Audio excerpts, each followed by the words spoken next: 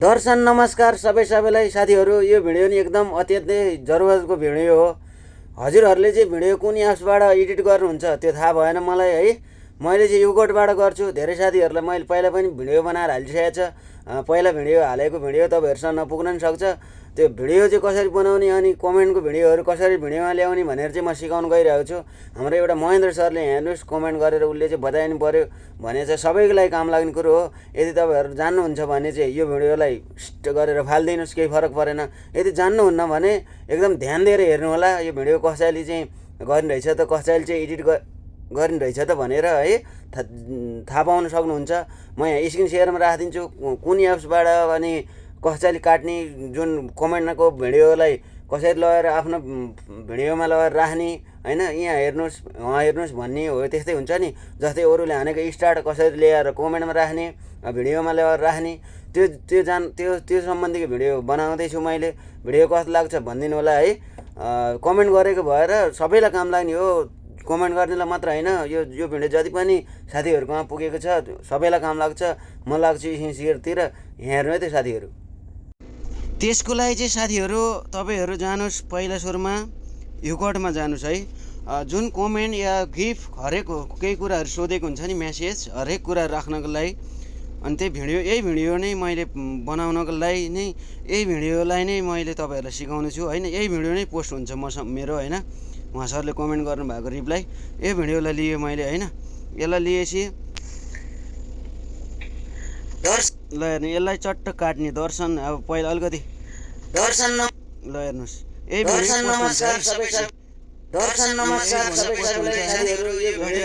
कमेन्टको लागि भन्नुभएको छ उहाँले होइन। कमेन्टलाई अब तपाईँको के गर्ने भने भन है। अब त्यहीँ ट्याक्क देखा बेलामै यहाँ PIP भन्ने छ, यहाँ खिच्नुहोस्। यहाँ खिचेपछि जुन कमेन्टलाई स्क्रिनसट गर्नुहोस्। पहिला स्क्रिनसट गरेर कटिङ गरेर ठ्याक्क मिलाएर राख्ने। यो महेन्द्र सरले कमेन्ट गर्नुभएको यो फोटोमा गएपछि यही फोटो हो होइन। यही ल हेर्नुहोस्, यही भिडियो नै हो, यही भिडियो नै पोस्ट हुन्छ है, मैले अरू गरेको होइन। अनि यसैले ल हेर्नु, अब गइरहेको छु। हाम्रो एउटा महेन्द्र सरले हेर्नुहोस् कमेन्ट गरेर यसैले देखेँ नि। यसैले देखेपछि यहाँ सबै कुरो छ यो युकोड भन्ने एप्सबाट चाहिँ है। अनि त्यहाँबाट फेरि लास्ट चेक गर्ने हो। यसैले राखेपछि स्टप गर्ने। अनि त्यो स्क्रिन रेकर्ड गरेको तपाईँले भिडियो यहाँ ल्याएर यो साइडमा यहाँनिर राख्न सक्नुहुन्छ है। अनि त्यहाँबाट यसमा धेरै सिस्टम छ। यसमा म्युजिक लगाउनलाई, अब जस्तै म्युजिक मतलब हाँसे ओरे हुन्छ नि कमेडी भिडियो बनाउँदा सट्ट यसलाई फेरि काट्ने गरेर हाल्ने मन छ भने यो हाल्ने। यसैले अब मैले हाल्दिनँ यसलाई होइन। अनि यसमा फिल्टर पनि यहीँ छ। फिल्टर कस्तो पाराको बनाउने हो यी ल हेर्नु, कलर सलर होइन।